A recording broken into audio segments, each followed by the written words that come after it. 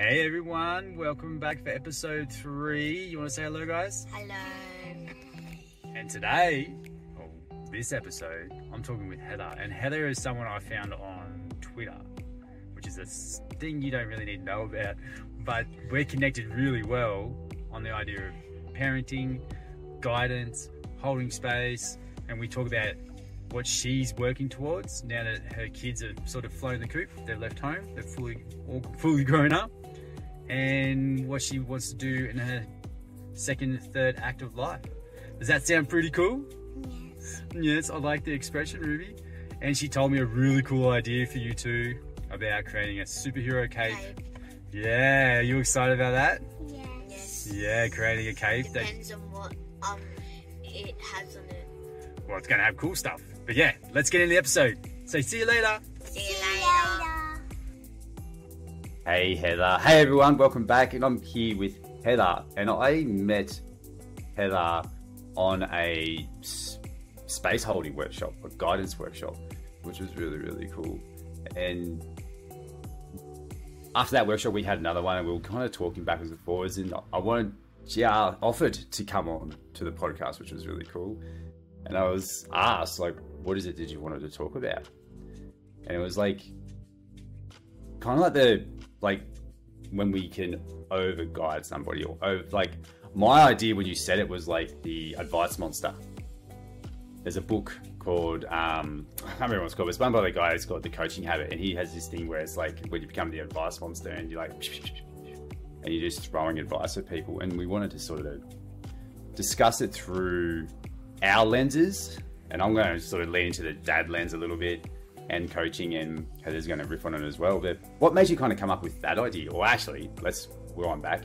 Heather, who are you?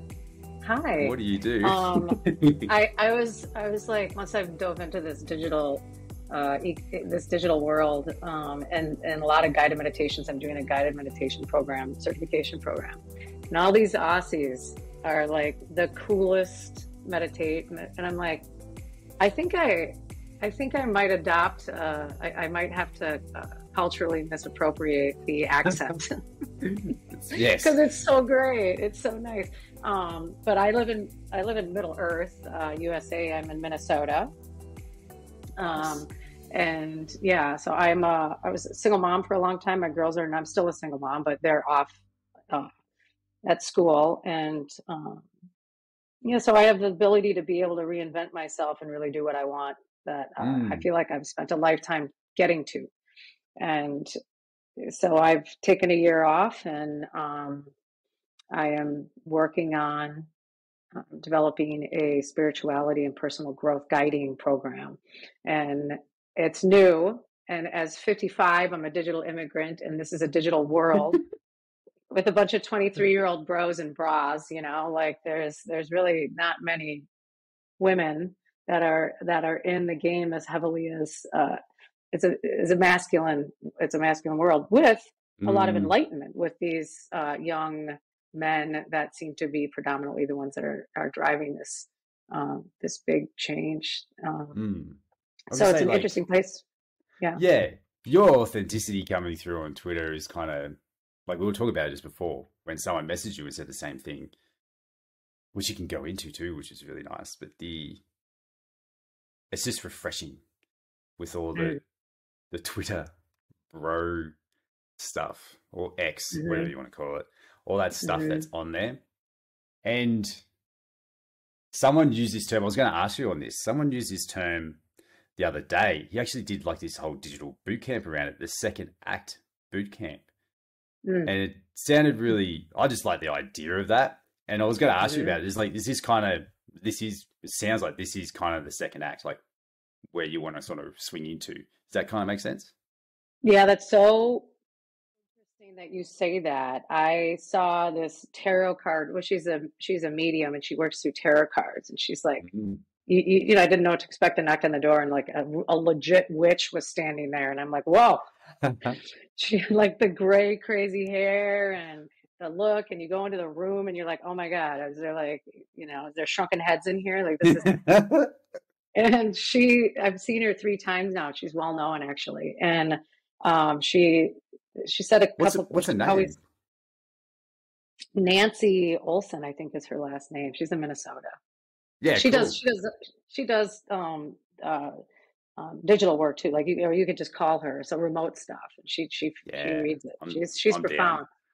Yeah, but she's like, when your dad dies, she goes, it's going to be a really dark few years. And I was like, well, my dad is so healthy. Like he died of a six pack. He had a six pack when he was 76, right? So it's like nobody thought he would go, and he did, and he went suddenly. And so because I was thinking when she said that, what is my, is this going to happen when I'm in my 80s? Because it just seems so strange. And then a couple of years ago, it happened, and I didn't think about what she said until like 8 months after, like, oh, and my mom is also, she's had health challenges too. So it's been a dark period in that sense. But she said, but your third act, when you come out of that, your third act is going to be big. And so it's funny that you say this about the second act or whatever. Yes, I'm definitely in the third act, and I'm passionate about it, and it's what I'm going to do, and I know I'll be successful at it because I'm going to give it everything I have, and I'm to help people get unstuck and to find a way to be able to live the rest of their life lighter is what I'm going to do. And so, yeah, my third act is where I'm at. That's not the second, I guess it's the third.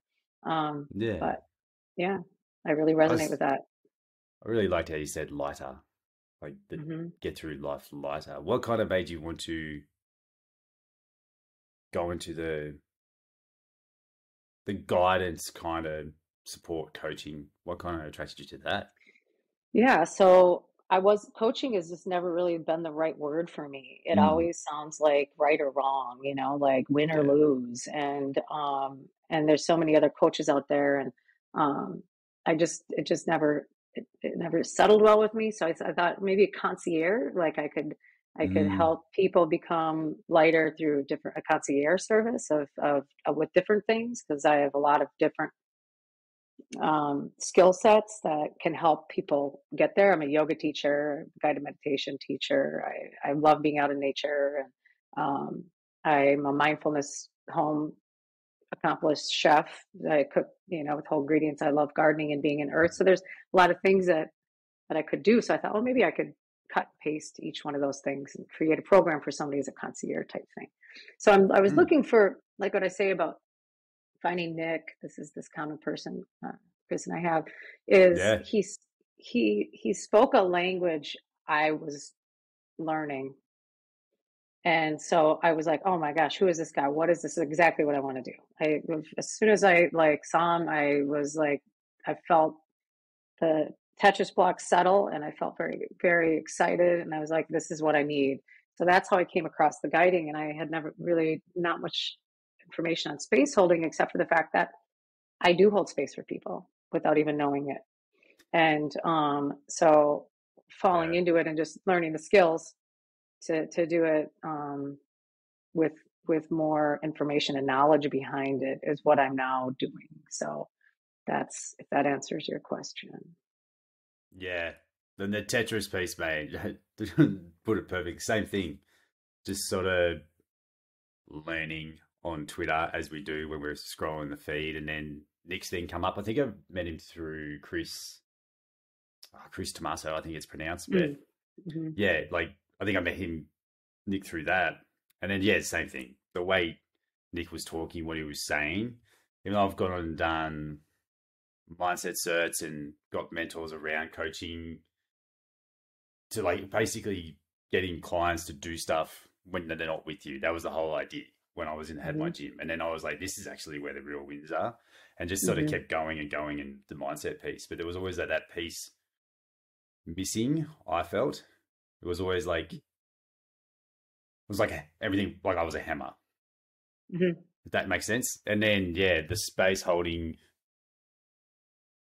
kind of was less force, which is what we talk about, more flow, where people just naturally move into where they need to go into at the right time, in the right moment, which is, it's pretty awesome. And then like what we want to talk about today is kind of, I guess, the way I say it is advice monster, and yours like how would you say it? Like my thing is like when I just give too much advice, because I know I've got advice to give, but I've fallen into the trap, and I definitely did a lot probably a couple of years ago, not so much now, where I just had advice for everything.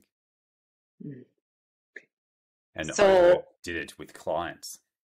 mm, hmm that What's information your thoughts? overload. Yeah. Yeah. I get excited too. And, Mm. like I have a lot of brothers and sisters and I love and adore them. And I'll catch myself realizing that we're at different levels. I'm the oldest. They're like, I have a sister who's 10 years younger. And Mm. when we're walking each other through our stuff, I'll find I get very excited. And she's not at my level. She's 10 years younger than me. And I, I will start to see her just kind of look at me like, I love you and you're here and I'm helping you, but I'm really not listening to you. Yeah. And So true. I'm picking it out more now and I'm like, oh, and I just stop. And then I ask her something more relatable and then get her to engage again. And I had a call in a space holding yesterday and she had asked me what I thought. And I had this really powerful uh, image while she was talking, and it was the right image, and it felt really good with her. And then I found myself explaining that, kind of. Sorry, I don't want to say mansplaining, but I feel like Nah, mansplaining you are is cool. a Go, thing. yeah. Yeah, yeah, it's And the word. like It's definitely the word. women don't mansplain, No. and as much, right? But I felt like I was moving into that territory of. I don't think it was explaining. I think I was spinning around the same. I could have just left it. The impact would have Mm. been better if I didn't add the different layers on. Like she got it. Mm.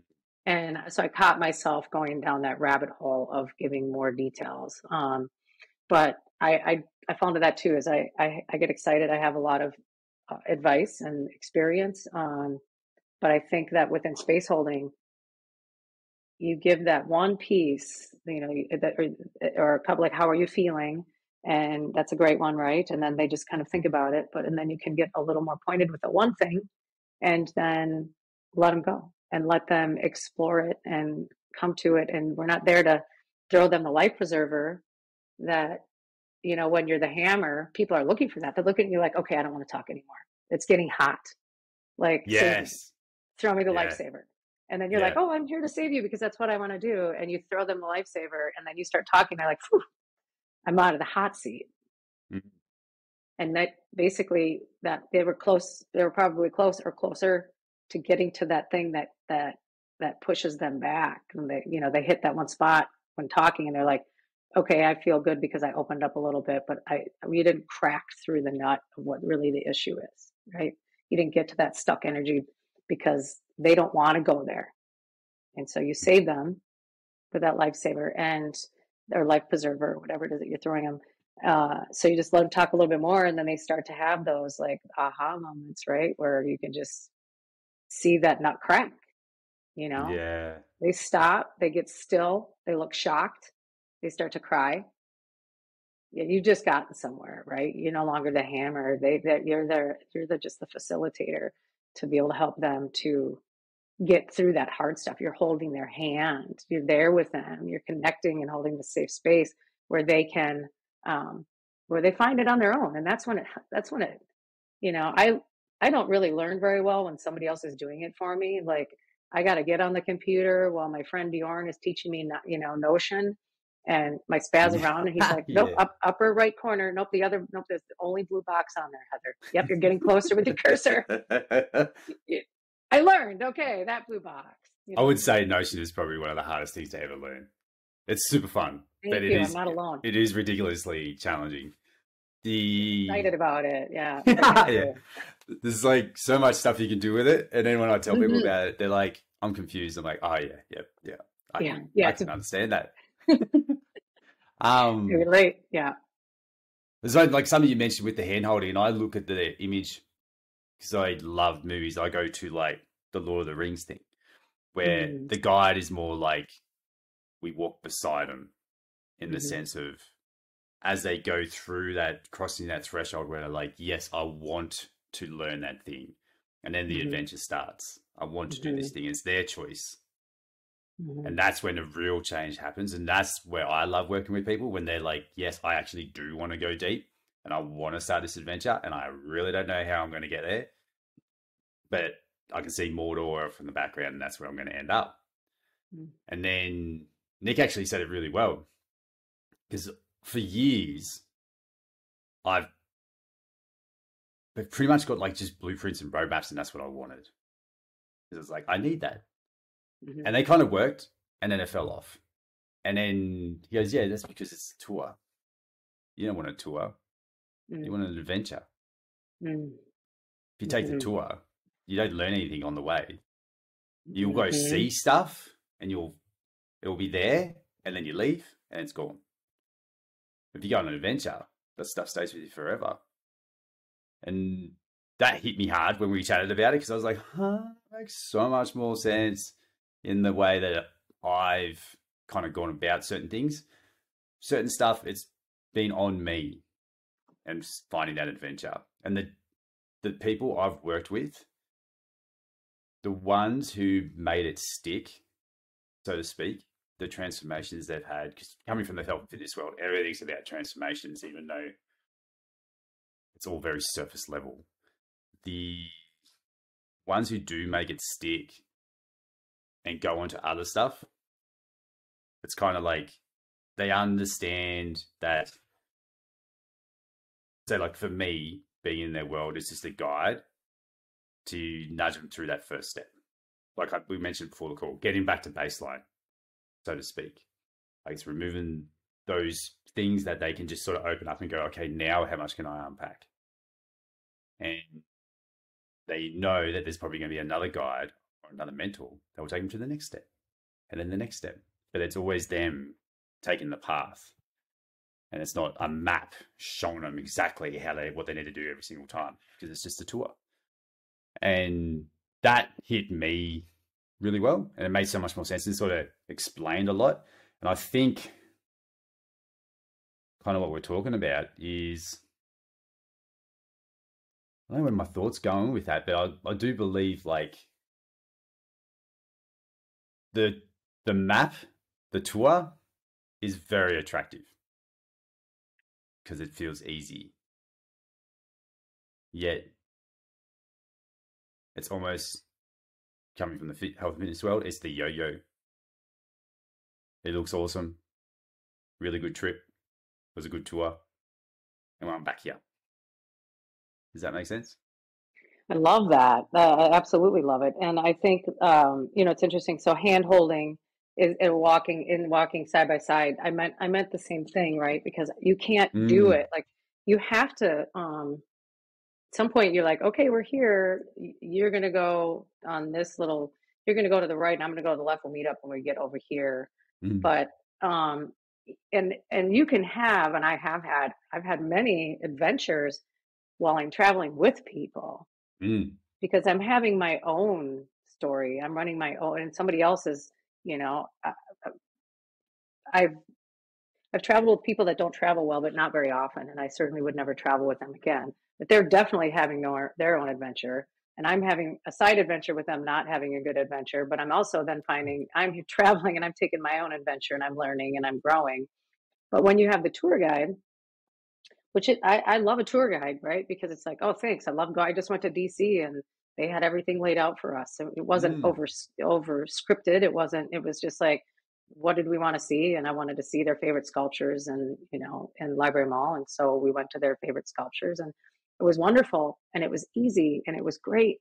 But that was a 4-day deal, right? And I knew what I was signing up for. But the adventure is something that you absolutely have to walk alone. And I've had some very big, scary adventures in my life, metaphorically, Mm. that lasted, a decade. And I am a completely different person than I would have been if I would have had the help I felt I needed. Yeah. Like, why can't somebody come and save me out of this, just even a little bit?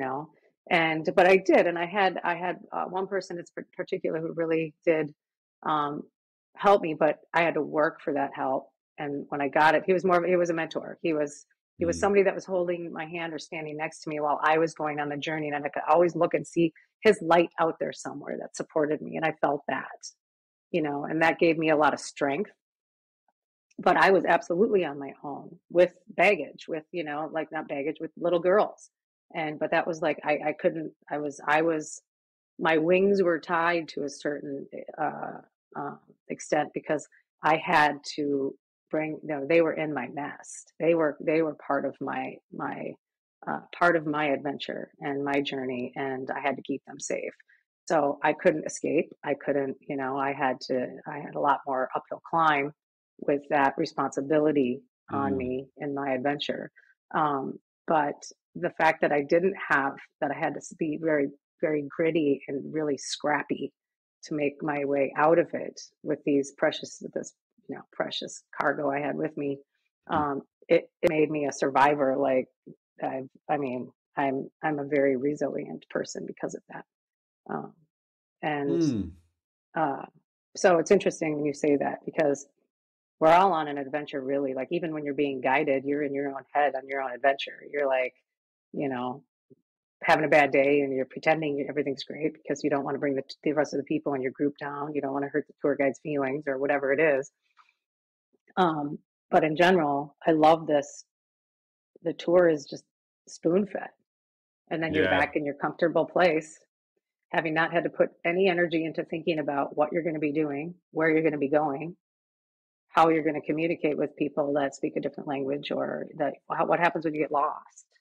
And then on the other note, it's like, well, also, wouldn't it be nice to go over and get that gelato? But that's not on your tour. So you're looking at it and you're like, well, shit, that looks really good. But, you're confined within somebody else's prescript, right? For what you're doing. Yeah. You can't riff on the path and find that adventure moment. Yeah. It was something you mentioned too, like you brought up, like getting scrappy and going through those moments and surviving. And then it brought something up, like reading Dan Koh's book, The Art of Focus. And he talks about, for people, like humans are really good at surviving. They like get in a rough situation.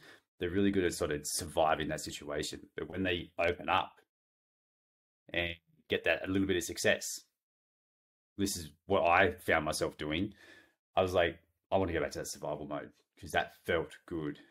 And he talks about it. He's like, you just need to put yourself in another situation which takes you to a higher level where you got to learn to survive it. Where his idea is like, if you want to earn a certain amount of money, move to an expensive apartment, and it will force you. The procrastinating too. Yeah, so it sort of forces you into the thing that you need to get going. And it was kind of, it brings me back to the idea of the dads that I was sort of talking about that I worked with who didn't want to change anything. They got out of survival mode, got back in alignment or back to baseline. And I was like, where do you want to go now? Like, nowhere. They didn't want to take that next leap to get excited about the next, it sounds wanky, the next evolution. It's not wanky, but in Australia, when you talk about evolution and stuff, but it was like, but it's like, that next step, basically up Maslow's hierarchy. So they get back to baseline and like, they think the adventure's over, but they haven't reached that higher level yet where, I don't know, that sense of bliss of where they found that thing, which is theirs, that they can give to the world, which is a big reason why, because my dad thing was literally all about lose 9 kilos in 9 weeks in 5 minutes a day. Like, it's very much just getting them back to baseline with what they're already doing. And I just, I lost the love for wanting to teach that, because I was like, you're getting back to here, but then you're either staying there or you're going back into the suck. You didn't want to. Once you've got yourself out of that situation, you're not surviving anymore. Then naturally just fell back into survival mode, but the wrong way. If that makes sense. Does that make sense? It does. It's and so survive. When I said that too, I want to clarify too. surviving is an Yeah. instinctual type of a thing, right? It's like, Yeah. oh my God, I just survived that, that metaphor we all use, or the example we all use of the lion and tiger coming into your den, and now you've just Yeah. survived it, and you've moved on. And perseverance really is more of Yes. sustaining, a major challenge. And but with the surviving thing, and or that thrill, that passion, is like, when you say that, I realize that I hadn't thought about it this way, but I love a project. So like, I'll Yeah. just jump right in, right? So it's like, no, I'm going to build this 750 square foot deck with different levels and fit it in, and hammer every nail and fly my daughter in, and we're going to do it, and we're going to have a little help along the way, and organize it and buy the wood and do it. And so now I put myself in a situation that is exciting. I'm having to get scrappy. I'm having to pull resources in. I'm having to figure out how to get this done. And I want to get it done in 2.5 weeks, where people are like, well, this is going to take all summer.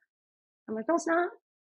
And so there I have this perseverance, or this experience I've just thrown into my life, which is a bit like feeling like you're surviving something because you're in it and there's pressure, and you've dumped money into it, and you've torn up your lawn, and and so you get that excitement of that challenge, where, you could do that on a micro scale with people if you feel like that's, if they're missing that, which I think a lot of people probably are.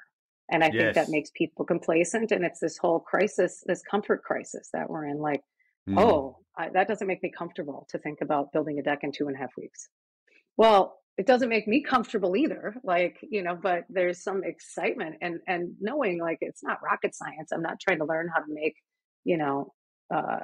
a new way of sequestering carbon to save the world. I mean, I'm trying to build a deck, So, but that's such a good point. And I think that's probably something that is a real, something that's really missing with people in this comfort crisis, is making yourself uncomfortable with a goal.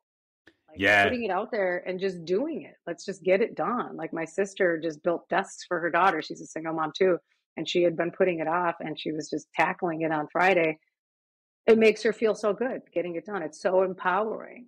So it's these little things that can help. I think what you're talking about with that, getting people not just to baseline, but above, like giving themselves those little pushes where they're like, they feel that rush of, accomplishment and pride, or, they've become a little courageous. All these small little ways of being able to make yourself feel back in, like, and especially if you have to push it, like if there's somebody that's really resisting you, and they're resisting you because they're in their comfort zone. They don't want to be pulled out of their comfort zone. As long as you can afford it, and you can be creative about it. There's lots of ways you can afford something and be creative about not spending, but you would just have to be confident in the way that you persuade somebody that it's just going to happen. And oftentimes those people will jump right in, and then they're like, we built the deck. Yeah. I like the way you said courage. That is perfect. That sort of sums it up. The courage. Mm-hmm. This is why I like the holding space and the guidance. Is like creating a space for me. It's creating a space for parents to have the courage to tackle their adventures. And then my idea is like this backyard adventure, because like you said, if they can afford it or do whatever, and it's like, it doesn't have to be this extravagant thing. It can be this backyard adventure. These little micro challenges that, like you said, get them out of that little comfort zone where it creates up that solvable problem. It's like, I've got this idea, like there's a guy, you actually might like this guy. He's Bo Miles. He's a YouTuber. He's Australian. Mm-hmm. His accent is way more Australian than mine, so you'll love it. But he did this. Love it. He does this thing where he runs a mile an hour for 24 hours to get a marathon over 24 hours. But in that time, he built a paddle for his boat. He planted trees. He cleaned up rubbish all around this property that he runs around. And that's this idea that I have for kind of like these parents who are sort of stuck in a rut. They can't see their way out for whatever reason. And they see adventure, the social media adventure, like this extravagant trip in this far off land, which is amazing. And costs costs millions of dollars. And I'm talking to dads locally, and we got trails just near us, and I go out there all the time. And they're like, I didn't even know there was trails there. And I've been here 20 years, and these guys have been here longer than I have. And so this backyard adventure thing, they just don't know. I go to the physical, but there's so many different things that people could create. That ordeal, talking of like the hero's journey, that ordeal doesn't have to be a crazy, like fighting the trolls in Lord of the Rings. It doesn't have to be something that crazy, like this huge thing, but something that's just a little bit, that forces like a learning curve. Not forces, it just brings a learning curve. You got to learn something new to get past it. Every time I say force now, in my head, I'm like, catch it. It's got to be, change it. Yeah, that's good, right? You're catching yourself. So I think that's two things came up when you said that. One is I have this family cabin, and it holds a lot of people. So I started a dinner club, and we would have like every 6 weeks, we'd swap houses, and somebody would make the main course and people would bring the sides and drinks or whatever. And 10 adults, 10 kids. And then my friend would host the summer at his cabin, and I would host the winter ones at my cabin. And so we'd hosted it. And I was like, okay, we're going to have a winter picnic. And so everybody was very nervous.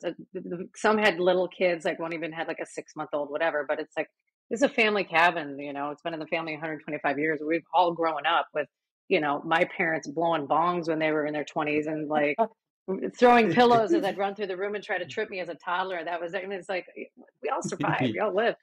So my ex-husband came out and he's like, hey, you have a mutiny in there. I'm like, what do you mean? He goes, nobody wants to go on this winter picnic. I'm like, what are you talking about? They think it's dangerous. I'm like, dangerous?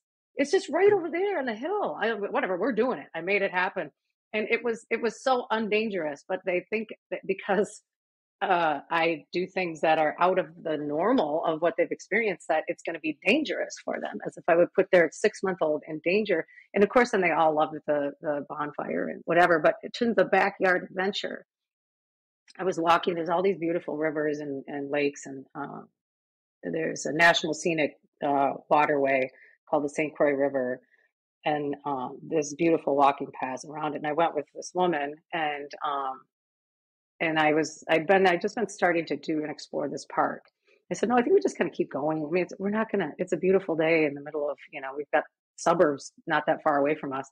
And she was so nervous that I was guiding her and that we were going to be in danger. I'm like, there's people, like, it's not like we're in the North Pole. I mean, you'd carry a rifle for a polar bear. I mean, we're okay. But it made her so nervous. And then I just kept going, and we were talking, but I could tell she was really getting anxious about where we were going and what was happening. And then we did it, and it was like a 5-mile, loop. And I knew it was a loop. You could see it was a loop. But she was so excited when it was done. Like, we went out and got a glass of wine and an appetizer on the river in this place. And she was pumped up. I could see it in her, and I didn't really address it, but I could tell that she was scared, that out of her comfort zone. Somebody else was directing it, so she felt out of control. And then when we were done, you could just start to see her relax and then really have this sense of peace and excitement and accomplishment in her energy. And so you're so right about the backyard adventures, is pushing just a little bit, make the kids just a little bit nervous, like, it's safe for them, but they're like, I can't jump off of that 5-foot bridge into the water. Well, yeah, you can swim, it's safe because whatever, you've seen other kids do it, and you push them just a little bit and they get so excited and their accomplishment is so big. But that we could do that. We need that at any age. I was going to say the same thing. Yeah. There's a program in Australia. There's a guy who worked for Spartan Australia and he started a kids program, and he's a psychologist. He started Risky Kids, and around this whole idea of creating risk appropriate space for kids to practice and learn mindsets to get past obstacles and things. So for parents, it's like giving the kids tools to keep showing up. That's what I sort of sell it as. And then for the kids, it's parkour, ninja, tricking, all those kinds of things. And the idea is that you build these challenges where it trips them up and they got to use these mindsets to get past. And one of the things we talk about is like this risk appropriate, where it's like, it's risky, but they're risk aware. They are doing the thing that is going to help them grow. And my son, Theo, was super risk averse. Like he was our bubble wrap kid. Everyone's got it. Usually most people have a bubble wrap kid. Usually it's the first. It's like, no, don't go down the slide. Oh, no, come over there. So he's definitely the bubble wrap kid, and risky kids has allowed him to become this like wants to become a vigilante. He's jumping off all these rocks and stuff. So let's just build this cool framework for him. And then our number 2, Ruby. Oh, we always say this, like the second one's the forgotten one. Like, just go do whatever. You want to play with a knife? Go play with a knife. And she's just she was like reckless risky, we call it, where she was like full the other way. So we had to bring her back in line and get her risk aware. But that we brought that program to Albury, we brought it in during COVID. And I was like, this would be such a good program for adults. Like he wanted it to build a program for adults, but he said it's easy to teach kids and they can grow up with the tools. He just had so many people just fight him when he was trying to teach it to adults. And I still think it's just one of those tools, like even all the mindsets, like putting yourself in the situation and you have these tools that you can get past whatever obstacle kind of comes your way. And the obstacle is the game. They just don't know it. And yeah, it's like you said with the kids, like we'll give them a nudge, like push. He's like, you can do that jump. You'll be fine. And I was definitely like that with Theo. And then Kat would admit too, she was the bubble wrap parent. She's like, oh, he might break something. I'm like, no, he's got another leg. We'll just fix it. But it's super interesting that you said that, like, you can see the pattern come up in probably the 20-somethings now. Maybe like they're coming into those 30s, where there was like that big push where they took all the playgrounds out of schools. They did this in Australia. They took everything out of schools, and then the kids were coming out, and they were risk averse. Yeah, they just wouldn't take any challenge on at all, really. And it's like a big reworking of their brain to get them to do stuff. And I remember when I was going through school, we had we didn't have the level of playgrounds that the States have, but we did have those ninja courses, like the obstacle course around the school. It was broken by the time I got there, but we still used it. And then they all got removed. And now it's all Australia's starting to put them back into schools because they realize what's happened. Like it needs to be risk appropriate and all that kind of stuff. Bit of a tangent, but you can see the waving of the gaps of our childhood swinging into adulthood. And that's the thing we're pretty much having to plug in and figure out for ourselves. Not ourselves, like we get guides and stuff to help us, but yeah, it's super interesting. It just brought up something in the sense of like, we need a risky kids for parents, risky adults. I wrote that down. And it's like, pay attention to how you feel. Like, I think we need to get so much better than that. And it's kind of frustrating. It's frustrating to me. It's like, don't you feel good when you complete that project? Like, how do you feel?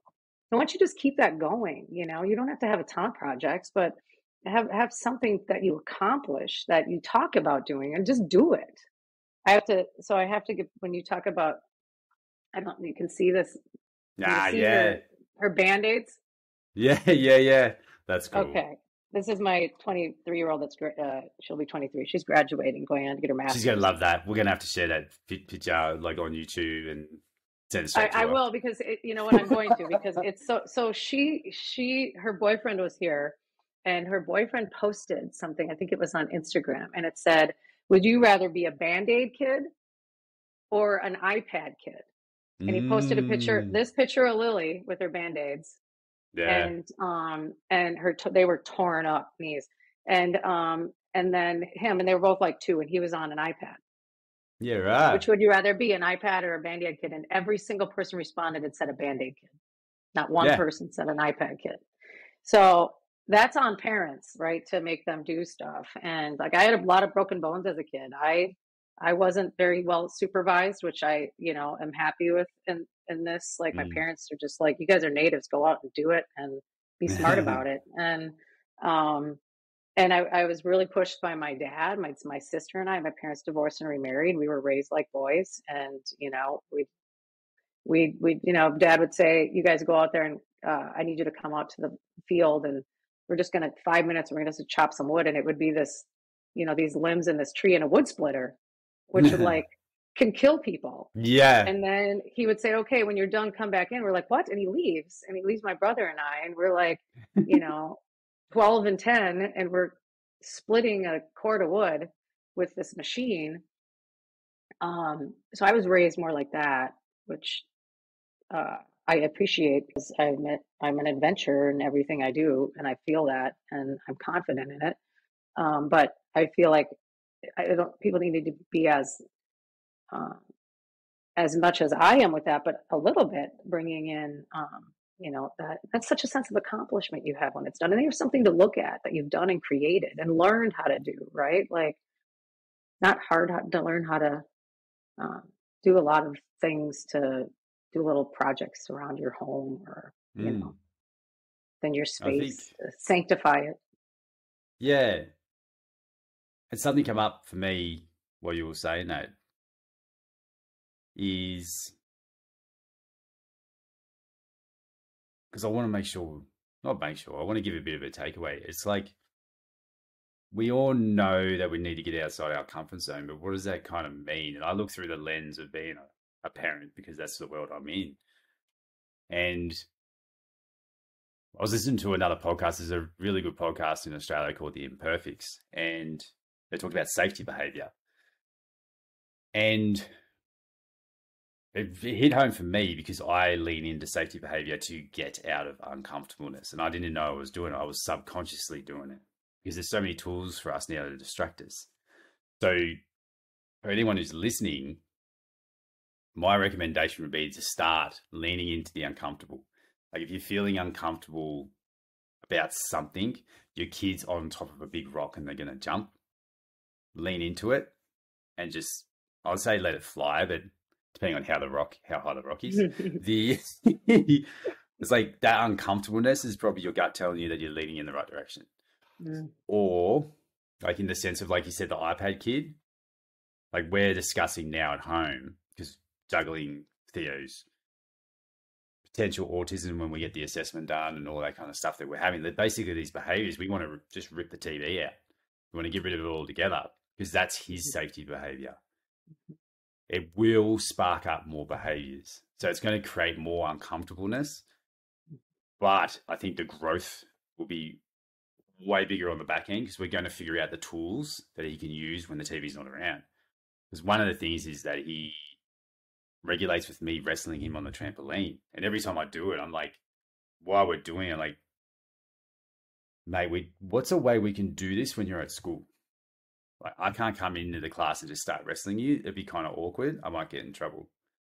So how do we figure out how to get you to self-regulate when you're at school? Because he's cool. Like, he's super open to the conversations around it.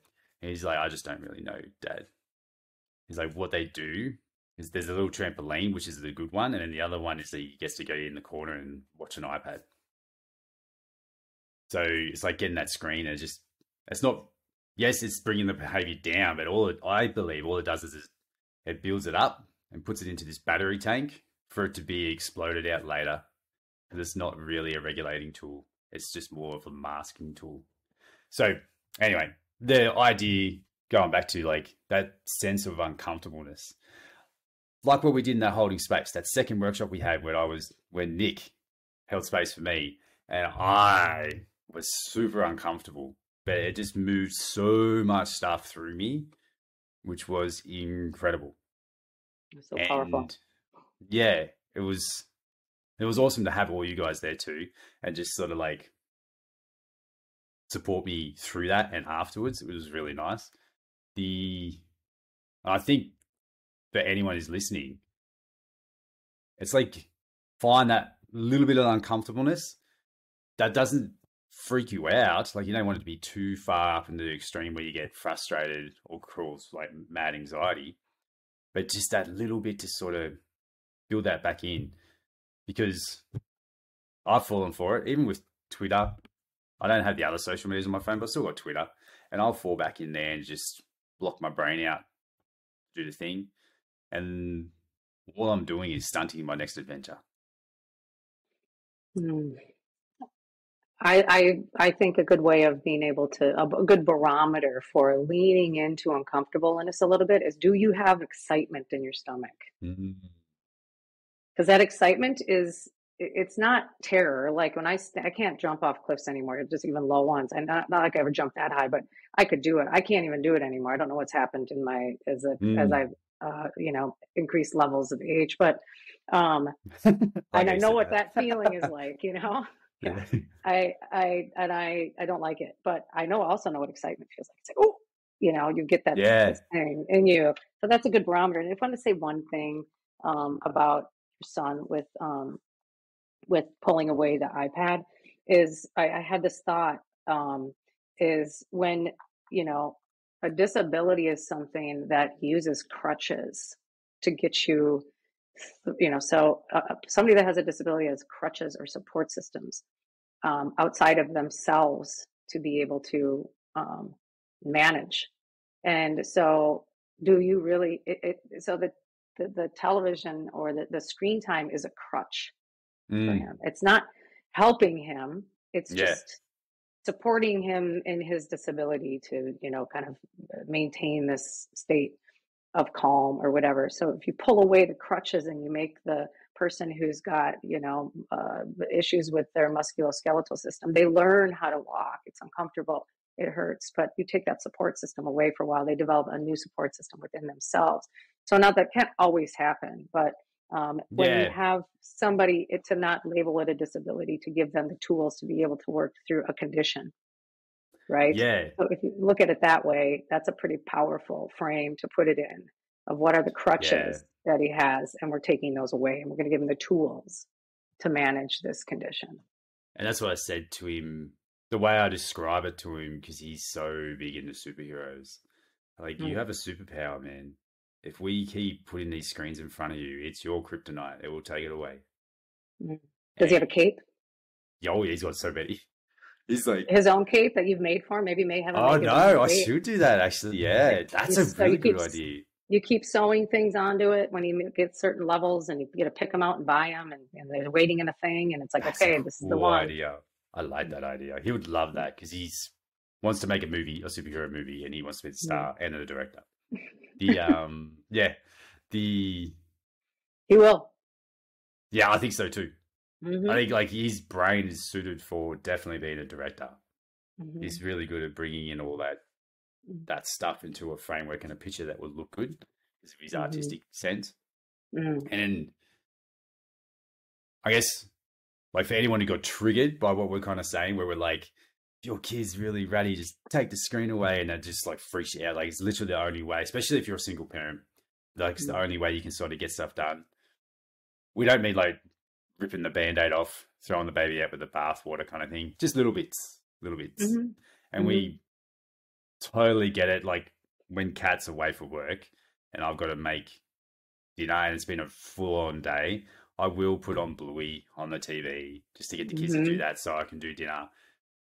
Like, we're not saying you need to go full no TVs, live in the forest kind of thing, but just find that little bit of uncomfortableness. And for me, because I want to, the way I'm looking at it with Theo is I want to learn what dysregulates him and what makes him feel good and what brings him back, gets him regulated or gets him back into his power.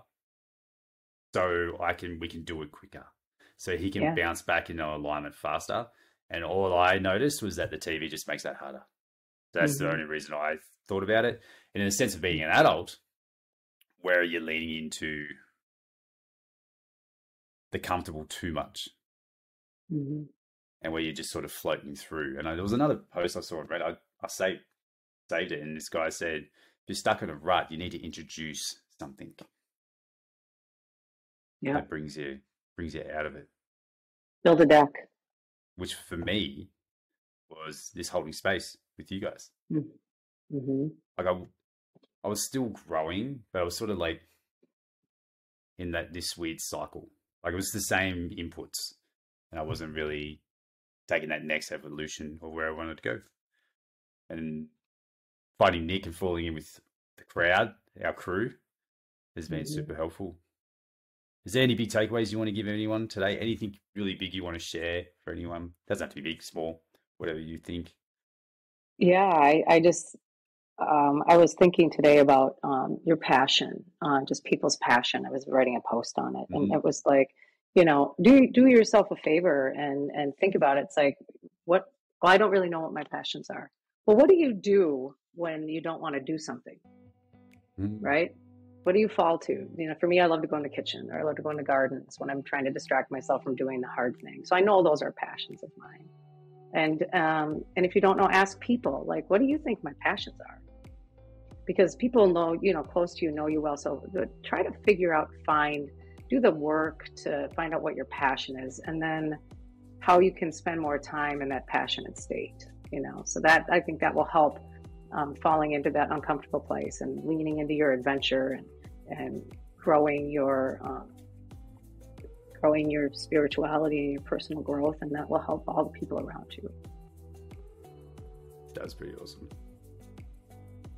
Where can they find you, Heather? Where can they reach out to you? If anyone wants to have a chat. Yes, I would love that. It's at Heather Appert on X. That's the best way of finding me. It always feels weird saying X, doesn't it? It does. Well, it's so funny. Every single person, including myself, is like X or Twitter or whatever that is. It's almost that's how everybody starts at. Every time we say X, it's like no one knows what X is. They're like, that sounds sketchy. Yeah, I know it does. And it's just weird. It's that you're putting out a letter. It doesn't sound right. So it's a funny, weird little thing. But yeah. So in the show notes, I'll put your links for everyone to get in contact with you so they can find you. If you got any other questions, we can maybe, for Heather, we can maybe bring it back on and we can answer some questions if anyone wants to send it through. I would love it. Yeah. But that was pretty awesome, and I appreciate you coming on. I appreciate you having chatting. me. That was awesome. Yes, it was wonderful. I feel it's nice to be meeting such wonderful people. That's been this surprise on X or Twitter or whatever you call it. Yes. Is this real connection and this real frequency, and it's dialed in and it's high. I'm not on social media. I don't do it. I was really hesitant, and I found such a community and so much excitement out of it. I'm energized by it, and I would encourage everybody to find their space on it. I was about to say the same thing. Like, there's a lot of talk about X, Twitter being rancid, and the other social medias. I think you just need to fall into a new tribe. Yeah. Ask better questions on social media, and you'll get into a good crew. Yeah. Agreed. Or contact one of us, and we'll help you get there. Yeah, we'll stick you in the tribe. So let's give us updates on your son's cape. Yeah, I'm going to take it. Yeah, definitely. I'm going to talk to him about it this morning. I think he's going to lose his mind. I love it. It's so fun. Yeah. Okay. Thanks, everybody. Thank you. Thank you, Chris. Thanks, everybody.